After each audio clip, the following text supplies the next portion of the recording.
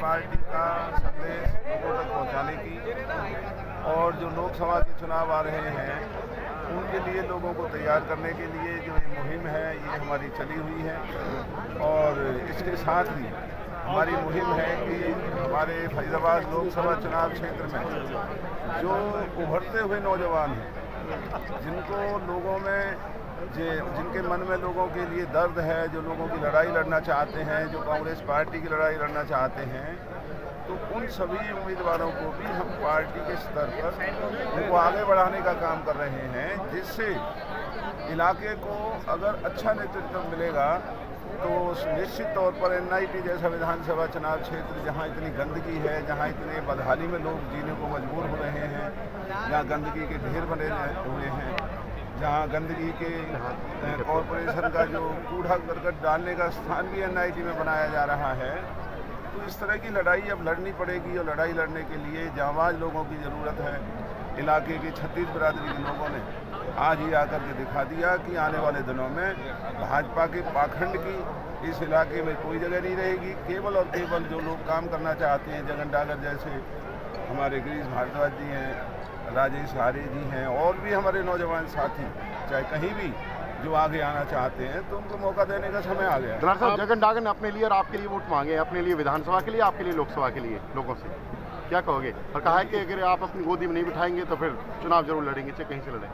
देखिए, जो इतना बड़ा आज ये कार्यक्रम हुआ है तो अकेले जगन डागर ही नहीं, तमाम 36 बिरादरी के लोगों की यही आवाज़ थी कि यहाँ से जो लोगों के दुख दर्द को समझने वाले लोग हैं, तो लोगों को हक है अपनी बात कहने का। जगन डागर जी को अपनी बात कहने का हक है।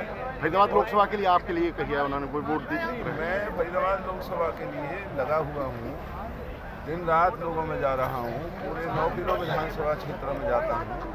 अगर पार्टी मेरे हक में टिकट का फैसला करती है, निश्चित तौर पर हम बड़े दम के साथ, ताकत के साथ इस लोकसभा के चुनाव को लड़ेंगे, बीजेपी के दांत खट्टे करेंगे। दलाल साहब, आपने मंच के माध्यम से भी कहीं ना कहीं निशाना साधा बीजेपी के नेताओं पर के प्लॉटिंग करते हैं। कौन लोग हैं जो प्लॉटिंग करके जो है वो लोगों को? तमाम बीजेपी के जो भी सांसद, मंत्री हैं, विधायक हैं, मंत्री हैं, उन लोगों की लड़ाई ना लड़ करके केवल और केवल नाजायज प्लॉटिंग करने का काम कर रहे हैं, गोरख धंधे चला रहे हैं, बिजली चोरी करवाते हैं, नाजायज बसों को चलाने का काम करते हैं। जो आज लोगों का दम घुट रहा है, ये नाजायज कारखाने चला करके, रिश्वत लेकर के इस इलाके को बर्बाद करने का काम कर रहे हैं।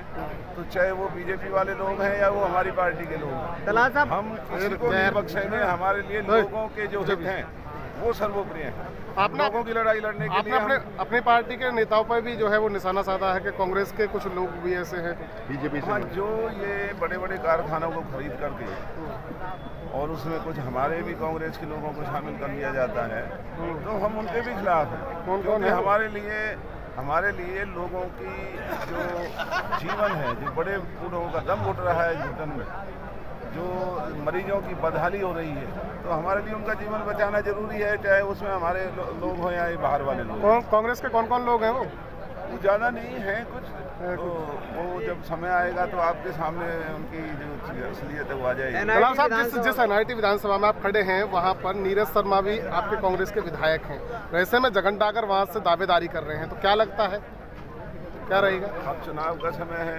आज लोकसभा का क्या मैं अकेला उम्मीदवार हूँ? यहाँ भी लोकसभा के भी और भी लोग टिकट मांग रहे हैं, तो जगन डागर को टिकट मांगने का हक नहीं है क्या? उसको जगह टिकट मांगने का हक है। और अकेले जगन डागर को नहीं, मैं सब विधानसभाओं में, लोकसभा में भी मैं कह रहा हूँ, अगर कोई हमसे भी अच्छा है तो उसे टिकट मांगना चाहिए, तभी तो लोगों की लड़ाई लड़ी जाएगी। हाल ही में गणतंत्र दिवस के दिन नीरज शर्मा जो कांग्रेस के विधायक है, उनके साथ फरीदाबाद में भी जो है वो धक्का मुक्की पुलिस ने की, गणतंत्र दिवस शामिल नहीं होने दिया, फिर वहाँ पानीपत में बंधक जो है वो धक्का मुक्की। क्या कहेंगे, किस तरीके से देखते हैं आप इसकी जानकारी? मुझे कोई नहीं है, मुझे कुछ पता नहीं है। हुड्डा साहब को जाना पड़ा वहाँ पर, मुझे इस चीज़ का कोई इल्म नहीं है। हम केवल अब लोगों की लड़ाई लड़ने के लिए और मैदान में उतरे हैं, लड़ाई जारी रहेगी, इलाके की आवाज़ को बुलंद करने का काम करेंगे, जो अच्छे और लड़ने वाले लोग उनको आगे करेंगे, बाकी इलाके की किस्मत है और हमारे सभी भाइयों का मुकद्दर है। लेकिन हम अब फरीदाबाद के लोगों को दीनहीन अवस्था में नहीं जाने देंगे, लड़ाई लड़ी जाएगी। NIT विधानसभा से MLA हैं कांग्रेस के, फिर भी यहाँ की समस्याएं अभी पर ज़्यादा ध्यान न दे रहे हैं। नहीं, जो अब चुनाव का समय आ गया जी, तो अब तो अगले चुनावों की तैयारी है जी, और सभी चाहे कोई विधायक हैं या बिना विधायक हैं, उन्हें अपने अपने इलाके की आवाज़ को बुलंद करने के लिए लोगों में जाना चाहिए। और जो फरीदाबाद के अंदर जो कमज़ोर नेतृत्व हमारा रहा है सांसदों का, यही जो भाजपा के विधायकों का, इस कमज़ोर नेतृत्व के चलते आज इलाकों की लुटाई हो रही है। इसलिए हमारी कोई कदर नहीं है हरियाणा में, इसलिए दबंग नेतृत्व की ज़रूरत है। हम इस फरीदाबाद लोकसभा में दबंग नेतृत्व ढूंढ रहे हैं और दबंग लोगों को आगे करेंगे जो सरकारों के अधिकारियों के दांत खट्टे कर सकें और लोगों की लड़ाई को लड़ सकें। दलाल साहब थोड़ा सा